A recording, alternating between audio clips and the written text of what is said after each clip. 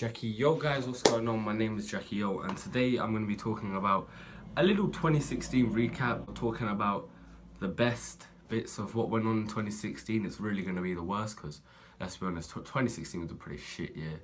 Right, so the first part of 2016 I'm going to be talking about kind of started in 2015, to be fair. It's the Syrian refugee crisis. Now, this started sort of December 2015, January, February, February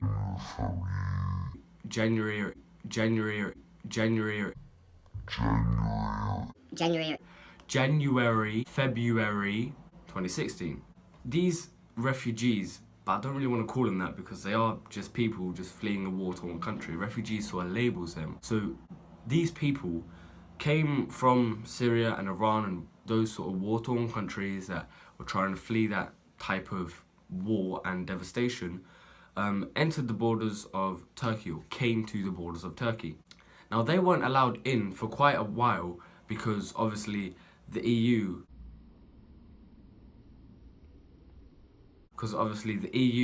didn't want them to be in because it would sort of overpopulate it, as it were. But, you know, there's quite a few countries with a lot of space, you know, like I think Italy has quite a lot of space. I may be wrong, don't quote me. I know Spain has a lot of space for sure. There's lots of like open spaces in Spain and in Greece, I'm pretty sure as well.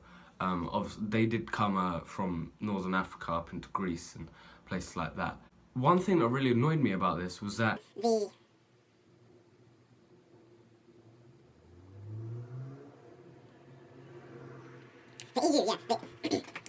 the EU decided to designate a certain amount of numbers of refugees to each country, and from my knowledge, the countries could agree with it or lower it or heighten it or make it higher. And Germany, I believe, took in around 5 million refugees, which is quite good. Like, fair play, Germany. You know, you're making up for what happened earlier in the 20th century. Fuck, I'm not good at this. And Britain only took 25,000. 25,000. So Britain took 25,000 and they have a population of almost 70 million. And Germany took 5 million and I know they have a less population, I think somewhere around 50 million. What are you doing? What are you doing? Also, another thing that annoyed me was when they were trying to enter Britain, they were in Calais, in France. They were waiting to get on boats. You know what the news and media and people came up with for a name of this place that they were staying at? The jungle. They were literally calling them animals. They were literally saying, you're an animal. If you're staying in a jungle, you're an animal, right? They were literally just calling them animals. You know, it's just stupid. I really don't think it's going to get any better anytime soon, to be fair. And this brings me on to the next point, because with the help of Donald Trump, that absolute fuckwit, the world is going to go to shit. I mean, he's just going to fuck up so bad.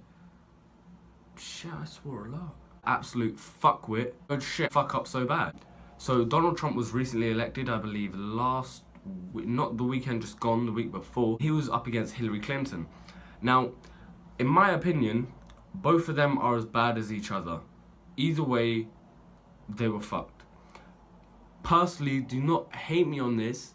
I would have gone with Trump purely because Hillary has a slim chance of getting arrested by the FBI or whatever it is for doing all her deleting the emails and shit. That's literally it. Like, I believe that Hillary's views are better. I'm not saying they're great. If she was to get arrested, then it would sort of leave America even more turmoil, you know what I mean? I personally would have went with Bernie Sanders, like, ages ago, like Hillary versus Bernie. I would have gone with Bernie all the time. There's a quote by him where he's saying, it doesn't matter if you're black, lesbian, white, gay, we all bleed the same blood. I believe in equality. Like, America just decided not to vote for that guy. Like, are you serious? Another thing that pissed me off was a lot of these young people were saying, oh, this is going to determine our future, oh, blah, blah, blah, blah, blah, this is so fucked up, why are all the old white men voting for him? I totally get you, like, yes, it was precedentally, I'm not even being racist, if you look at the facts and look at the stats, precedentally, old white men were older white men were voting for Trump. But I have to disagree with them about it being for their future, because Trump can only be in there for a maximum of 3 years. Max, right? 8 years. So fucking stupid. Maximum of 8 years he can only be in there, right?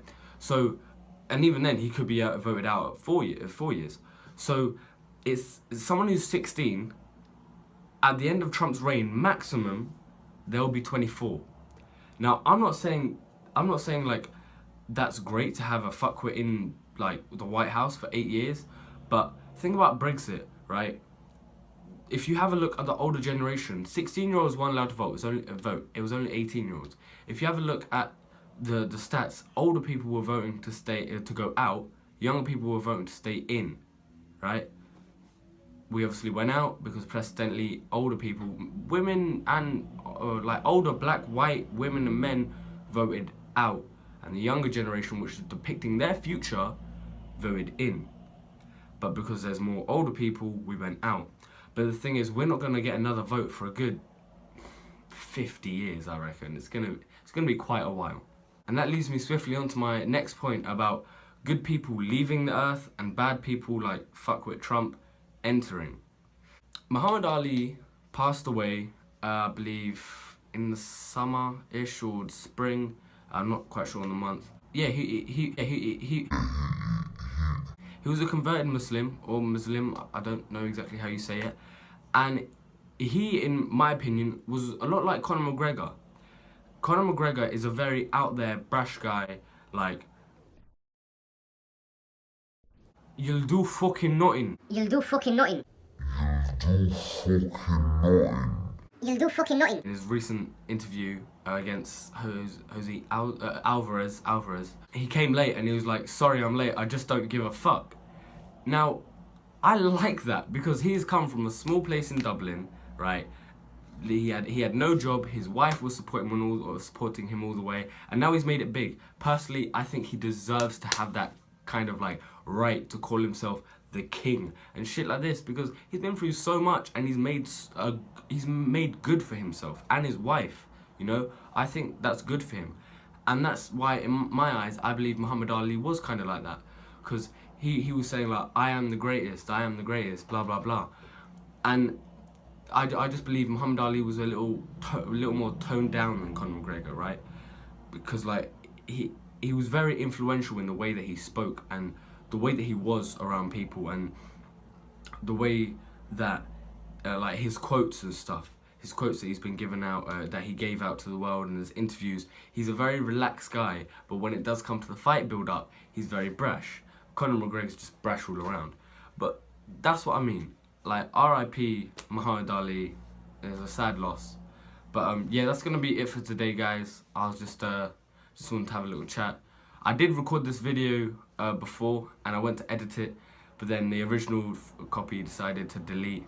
Long story short, I had to remake this video. So, and yeah, like if you enjoyed the video, comment down if you want me to do any particular subjects next. I'll probably be doing talking videos, a couple vlogs, maybe, I don't know. And yeah, subscribe if you're new, share. I guess I'm just doing the typical YouTuber thing, to be honest. But yeah, thanks for watching, guys. Peace. Yo guys, what's going on? I did forget to say, if you want to follow me on any social networking sites, it's JAACKIOO on Instagram, Snapchat and Twitter. Yeah, peace.